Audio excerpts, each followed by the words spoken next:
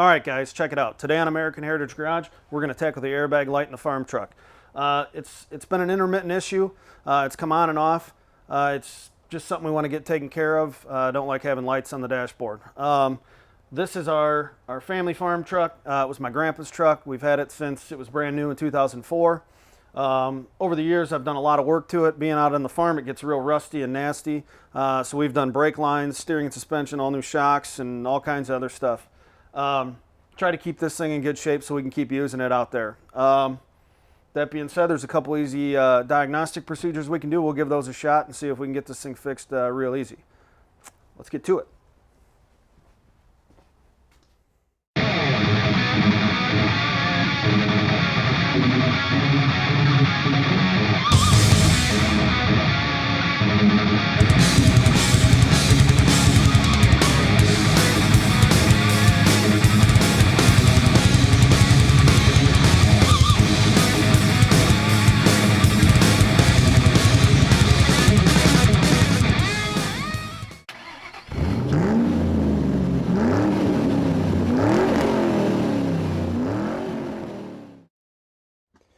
We are in the farm truck. We're going to figure out where the keys are, put the keys in, put the ignition on. Now we're going to turn the scan tool on.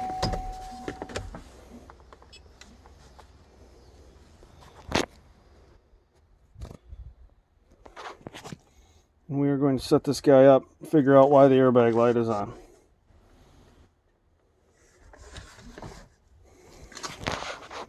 See what we got here.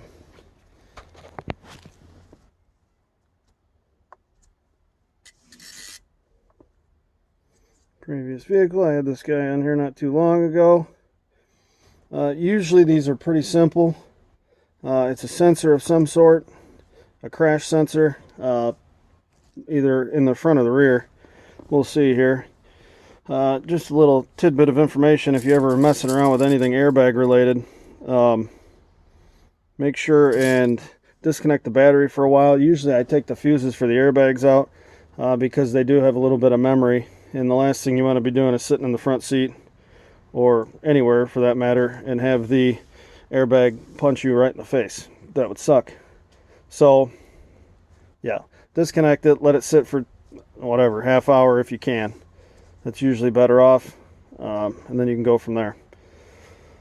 So we're going to work through this and try to figure out what the heck the code is, and we'll see if we can hunt down the issue. Display codes, current codes, there we go. Electronic front end sensor 2 fault. So it's a front end sensor. On these older Chevys, it's pretty easy to deal with. They're up under the front bumper, kind of behind the radiator. Not too hard to get to. Sometimes they get pretty rusty and nasty, but again, like I said, just be careful when you're messing with them.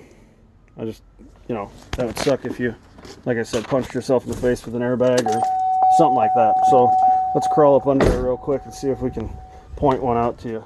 Another interesting fact for you guys to note, airbag connectors are yellow.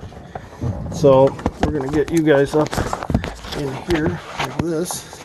If you look right there, right where the old light is, that is one sensor. I hate when that happens. Hang on, bear with me.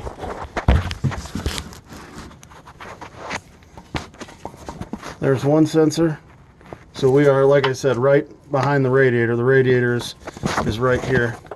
And then there's one down on the other side. You can see the yellow connector kind of. So we'll figure out which sensor's bad and we'll replace it. It's that simple. So anyway, guys, I'll keep you updated on this, and yeah. We're going to get that airbag sensor removed. Disconnect the battery.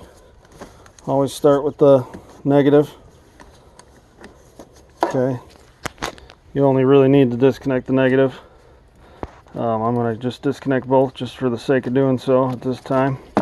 Get that out of the way. Get in here and get this guy out of the way. Not rocket science, guys. Pretty easy stuff. This is all for your own safety. So, you know, I suggest doing it. It's an extra step, I know, but it's not the end of the world. Battery's disconnected. We're going to let that sit for a little bit. While the battery is sitting, we are going to crawl up underneath here and take the brush guard, or the bump guard here. My brain's not working. I can't do too many things at once, apparently. Skid plate, that's the word I'm looking for. We're going to take the skid plate off. So, easy stuff. Again, not rocket science.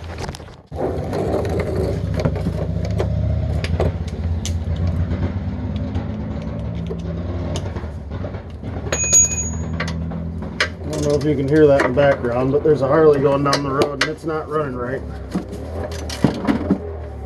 He's trying. He's popping and sputtering like crazy.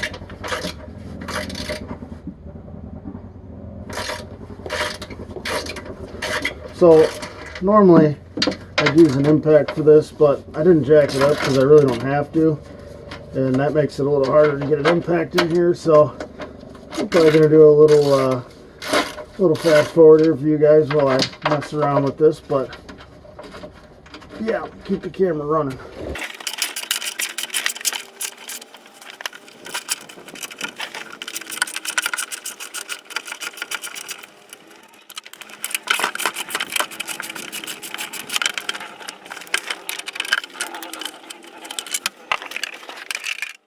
Alright, brush guard's off, and we are going to go get my little screwdriver so we can take the sensor off the connector off the sensor, kill a little bit more time, then we'll take a 10mm and 10mm socket and a swivel and get the sensor off of the core support on the engine side of the radiator. So let's get back over here and we'll crawl back underneath. Alright guys, so we're up underneath the vehicle. As you can see, sensor 2 is on the right side, right here. So, real quick and easy thing, I wanted to tell you if I didn't already say this. Yellow connectors are airbag. Okay, so we got the battery disconnected. We got this orange safety clip here. We're going to pull out. Pulls out of the connector like that. And then it's just a little push button here. Push the button. Give a wiggle.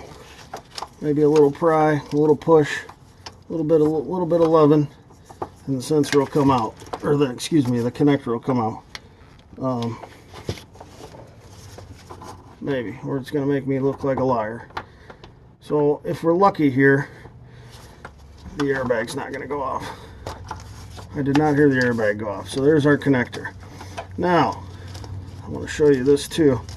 So because of this support right here, where my hand is, I can't get a socket, even with a swivel, up to the bolt head. It just doesn't quite catch. So we're gonna have to do it the old-fashioned way. Use a box end wrench. If we're lucky, this won't break. It's 10mm. So far so good. I've seen these things strip out. I've seen them do all kinds of crazy things, and they're a pain because the bolt is part of the sensor. So let's see if we can get this to keep coming here. Feels like it's doing something, so that's good. Sensor's getting loose, so that's a good sign. Now I do want to let you guys know that a quick low-tech easy way to test something like this, especially when you have a known good and a known bad, would be to switch them. So I will do that.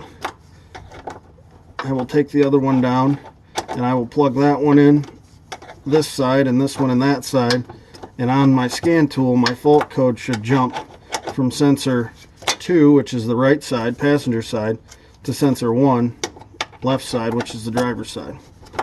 So it's simple enough. That's a low-tech way to do it without back probing and prodding into wires. Again, I've stated before, I don't work on newer stuff as much anymore because it's just, to me, getting to the point where, as far as a hobby, not as fun. Everything's more compact, more difficult, but hey, it's got to be done, and this is a family vehicle, so we'll knock it out. This truck, being that it's a farm truck, lived its whole life on gravel roads. It's extremely rusty. I've replaced all the brake lines, all the suspension on it. The thing is a mess, but it's holding up. So whatever. It was my grandpa's truck, and now we keep it at the farm as a farm truck and kind of all use it if we need it. But the sensor's about down here, so we got lucky and didn't break the bolt. Didn't strip the bolt or do anything like that, which is good because that would really make for a rough day. So as you can see, I got the sensor here. The bolt is part of the sensor. It's integrated. But there's your sensor. It only goes one way. It's got this tab to locate it. If you can see, it's got the hole for the bolt right here, and then the tab slips in, so it can only go one way. So that's that. We'll head to the parts store tomorrow and get a new one, and yeah, put it back on, and bye-bye trouble code. So good stuff. All right, guys, back on the farm truck. So here we are. I switched out the sensors left to right with the known good, and I didn't see a change in my diagnostic trouble code. I did some multimeter testing, and I was getting some funky numbers. So I was a little concerned there was a short somewhere, short to ground, or a high resistance issue.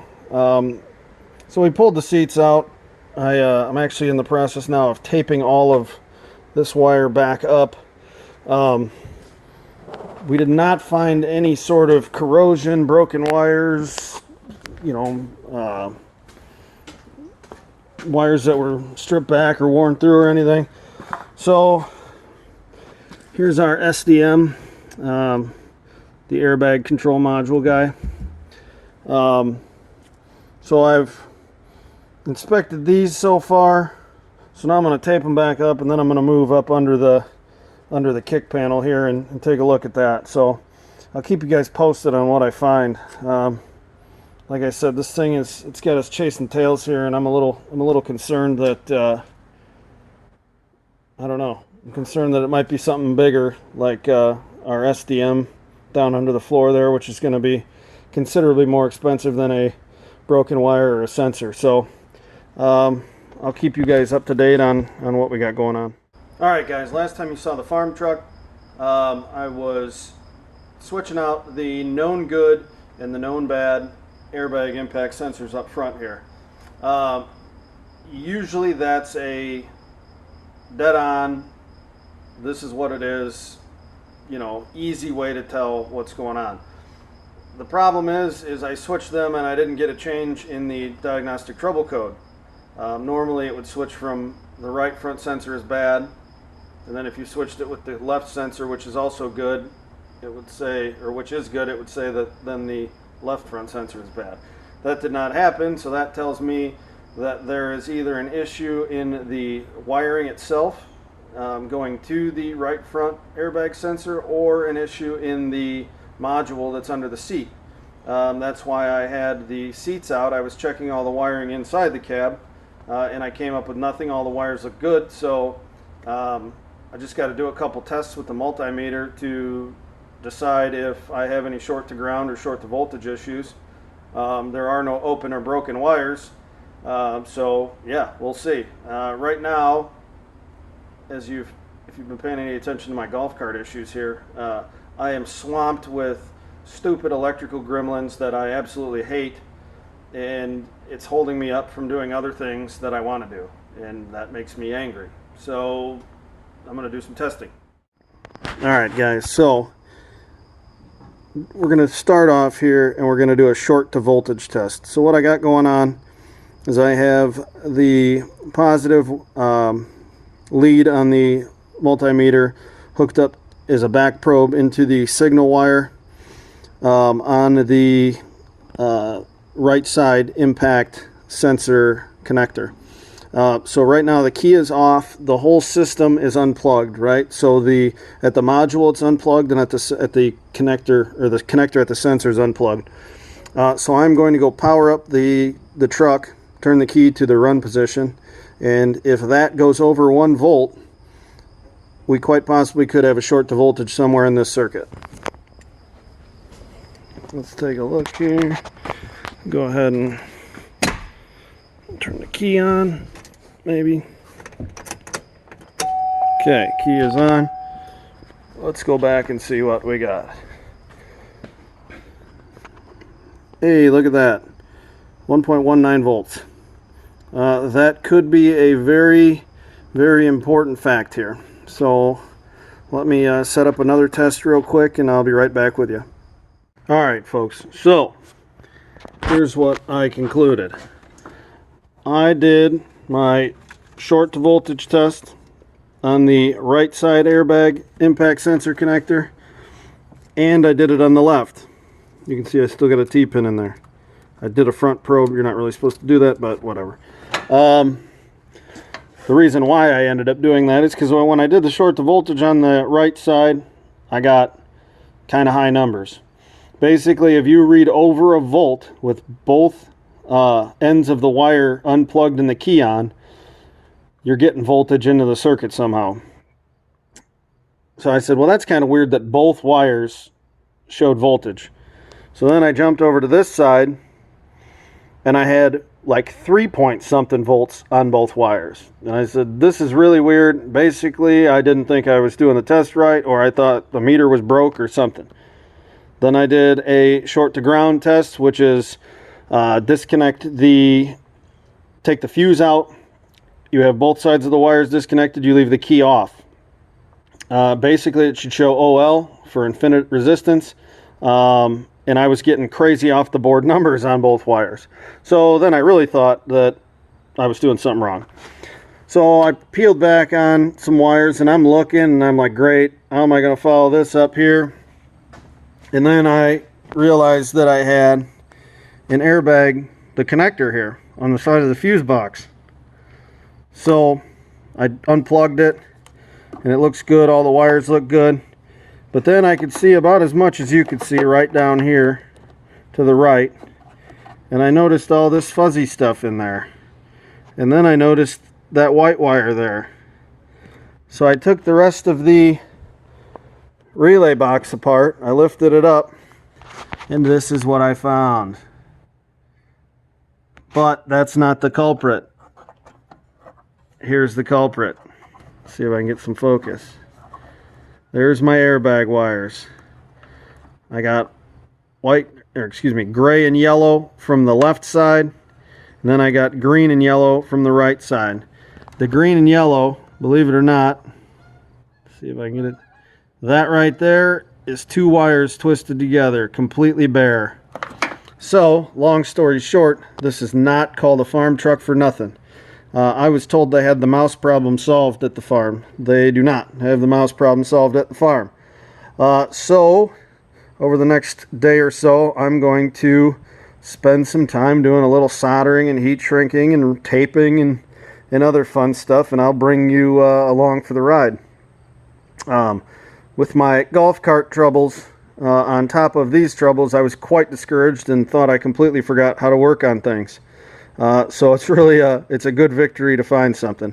So I'll keep you posted and probably tag you guys along when we do some soldering.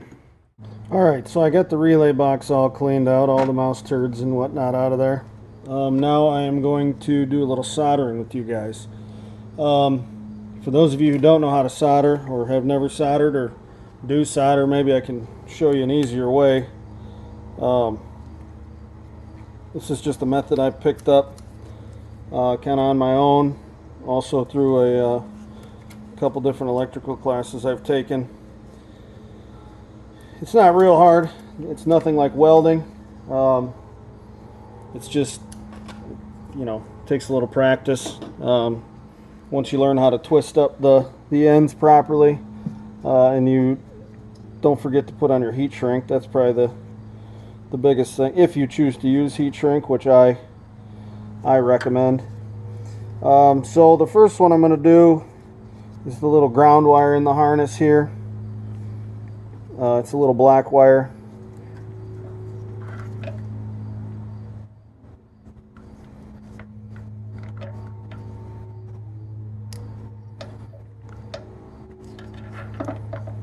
The wire itself is probably about 18 gauge, maybe a little smaller. I don't have any of that. I think this is 16.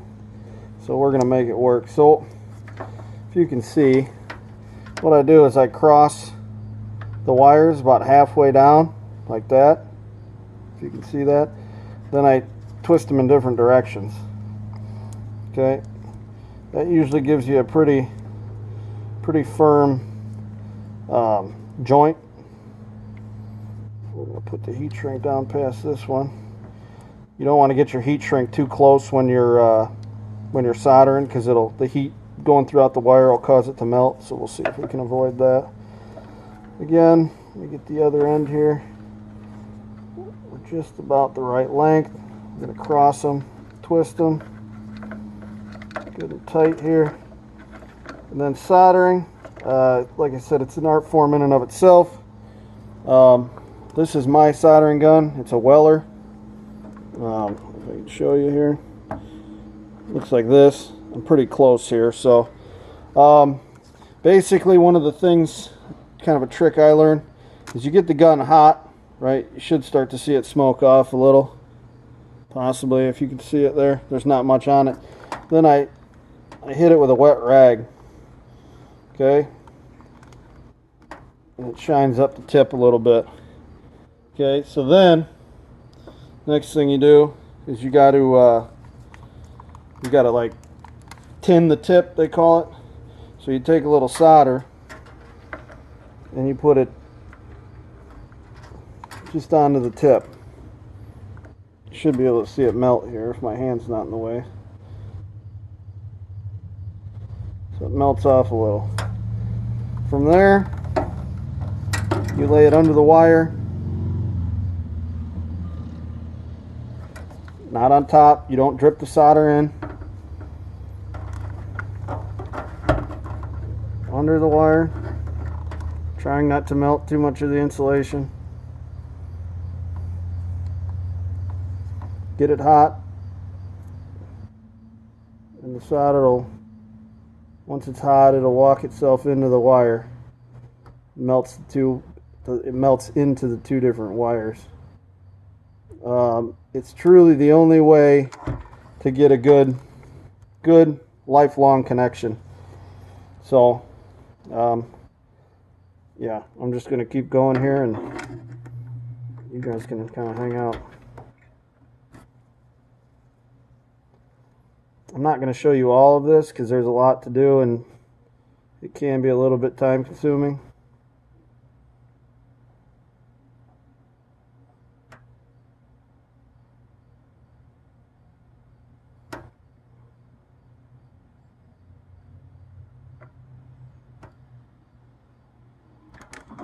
There's that.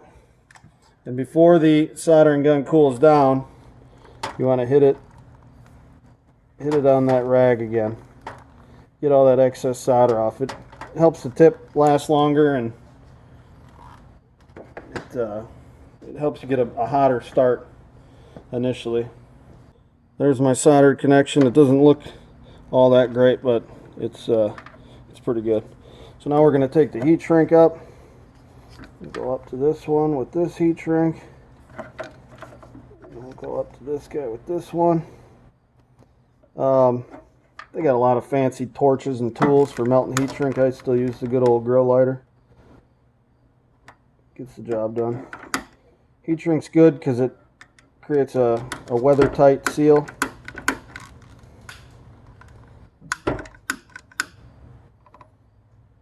You don't want to go nuts and burn it, but I just kind of rotate it around. If I can get the lighter to light. And of course this will also be taped together. So there's one fixed wire right there. If you can see it. Here's one joint right there. Here's the other one right here. Can't even tell. So I'm going to do these one at a time so I don't get them all confused. Probably start here with the green and yellow. Cut them back a little and go from there. So we'll cut back to the little gnaw marks. There's that. And we'll go back to about probably there. Looks good. Now I can measure up. These are twisted for identification purposes. There's the culprit, if you can see it there. 2 wires, completely devoid of insulation. Definitely a problem. I'll give you a different view of these here. 2 wires wrapped around each other, no insulation at all.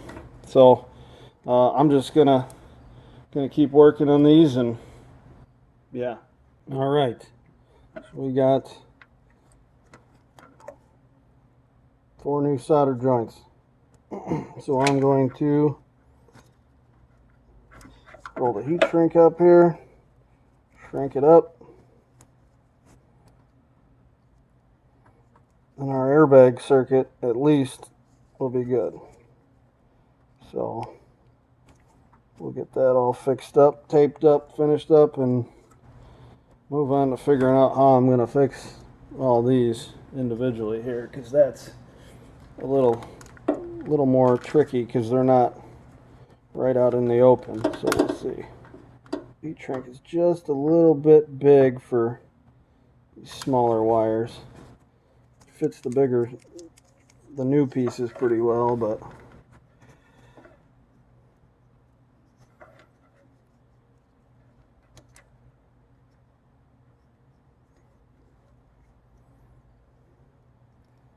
if I could describe the smell of fermented mouse urine and crap, I would. It's pretty gross.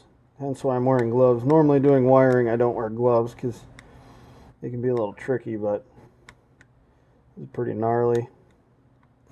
So I think it's for sanitation reasons, it's a good idea. Okay, that part of the airbag circuit is fixed. I'm going to tag this this yellow and gray section, and then we'll come back to do to work on this a little bit. All right, I'm going to try a different angle with you guys on this gray and yellow wire here. I didn't really like the last angle, so we'll try this angle.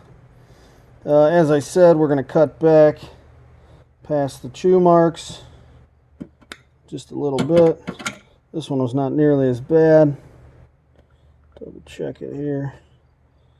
But we'll clear it up anyway. I don't know if I have any gray wire. Let's see what I got here.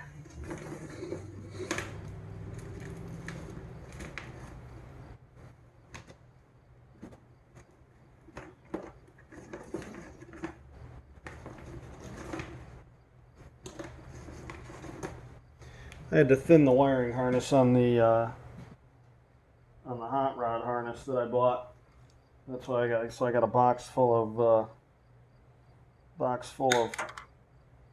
old wire here, or new wire but unused. So we're going to make do. I got white. I don't have gray, but you get the point.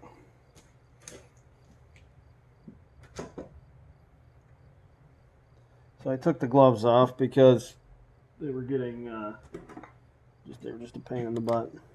All right, so strip this back probably, I don't know, a little more than 1/4 of an inch, we'll say. About like that is good.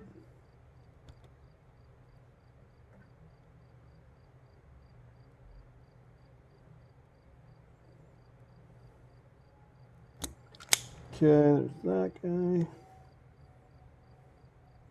This stuff's even a little thicker. Shouldn't pose too much of an issue. Normally I wouldn't recommend not using the exact same size wire, but in this case, like I said, I'm not terribly worried about it. You know, I'll openly admit I don't always do things the right way, so, you know, bear with me. You can call me an idiot or whatever. I'm okay with it. I'm secure in my idiotness to know that I don't always do things the right way.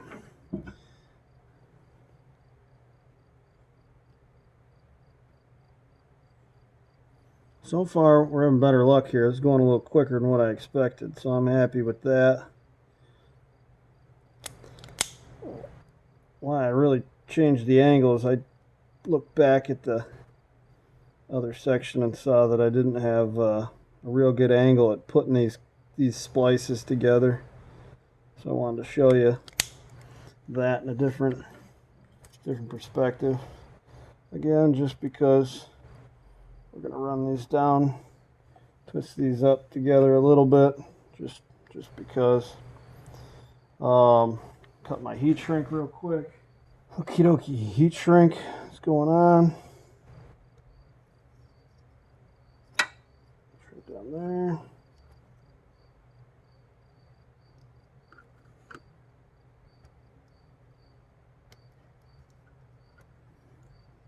Shrink down that guy.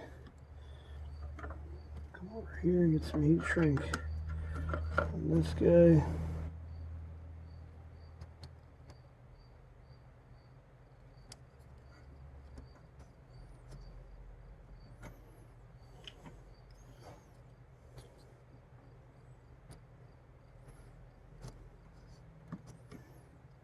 Okay, so now I'm going to show you from a different angle the twisting method. So you're going to put the wires about halfway down, then you're going to roll them over each other in different directions.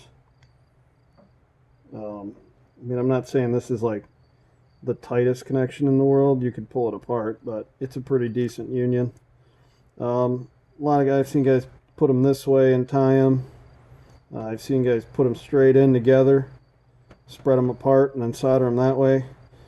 I just like the twist. You can still get a nice straight wire, but it's more of a secure connection as far as I'm concerned. So we'll get these guys done here real quick. We'll solder them up. My phone just crapped out on me.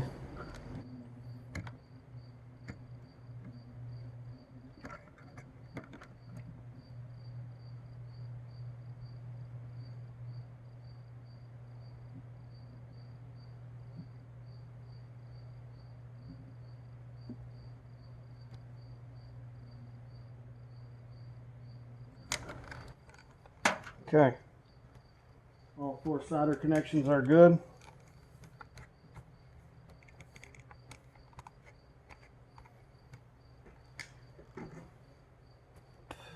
Run the heat shrink up, tape it up, 1 circuit done.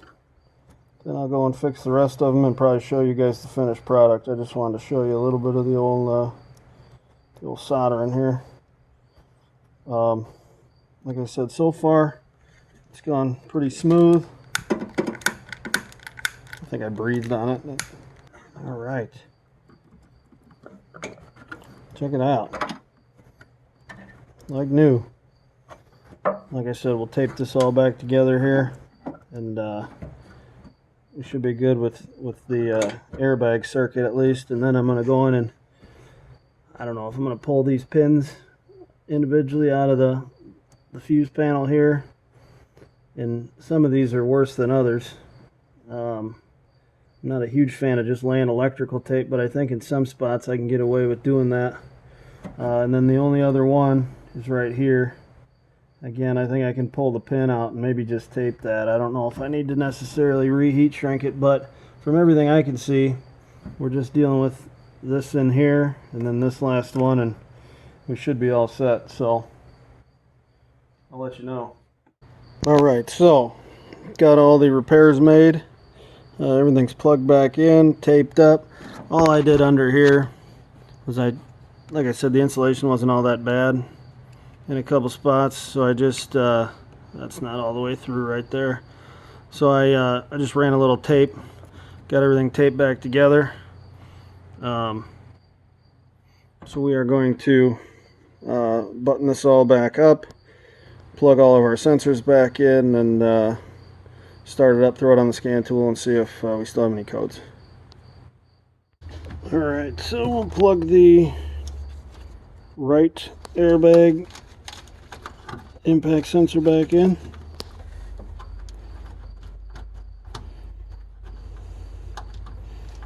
One-handed. Good click. Go up to the left impact sensor.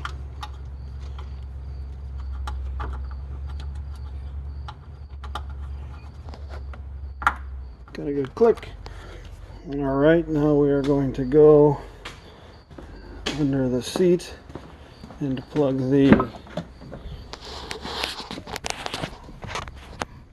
airbag module connector back in.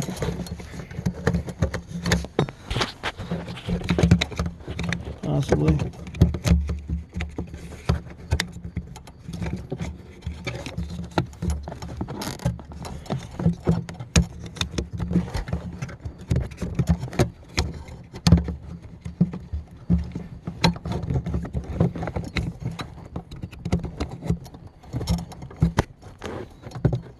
Little plastic stopper in there. That.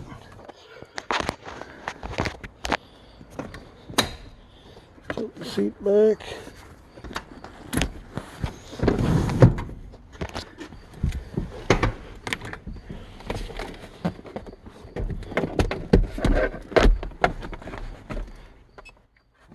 Turn the scan tool on.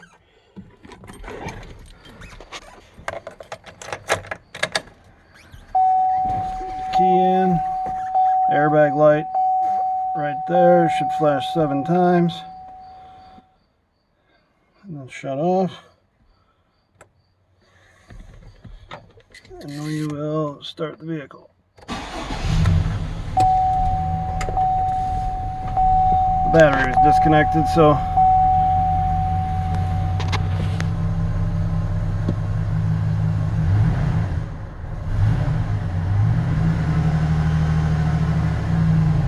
so far so good. No airbag light, no check engine light.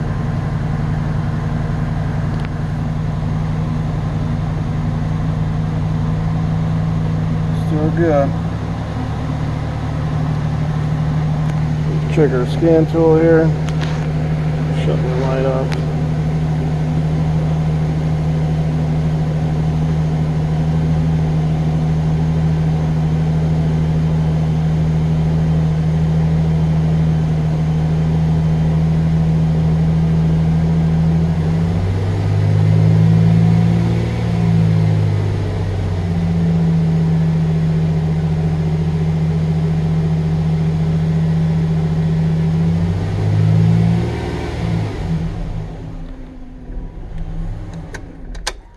Shut her off, double check everything here real quick. Not anti-lock brakes.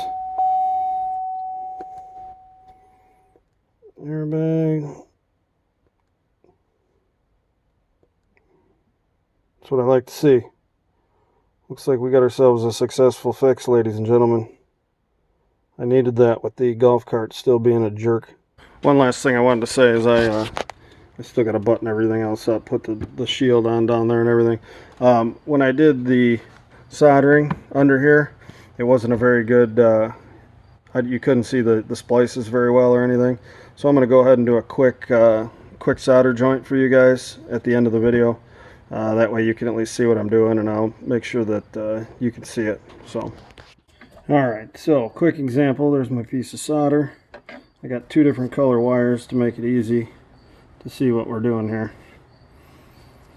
I'll take and strip back. Like I said, probably about that much. About a 1/4 inch, give or take 1/2 inch. It isn't too big of a deal. Okay. So then what I was explaining is you want to cross your wires like that. See how they're crossed? Okay, then I just kind of take one end and go right, the other end and go left.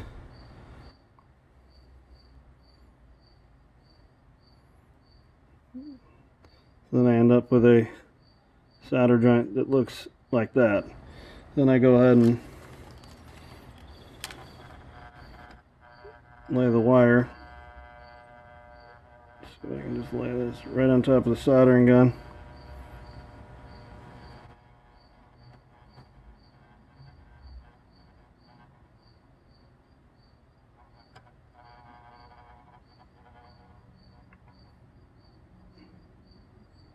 Still blurry, guys. Sorry about that.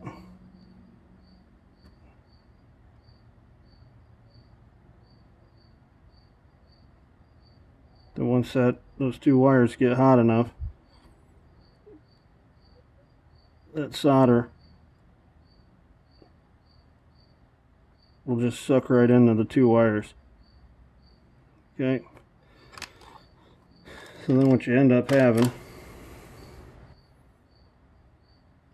is a, I think it's come in.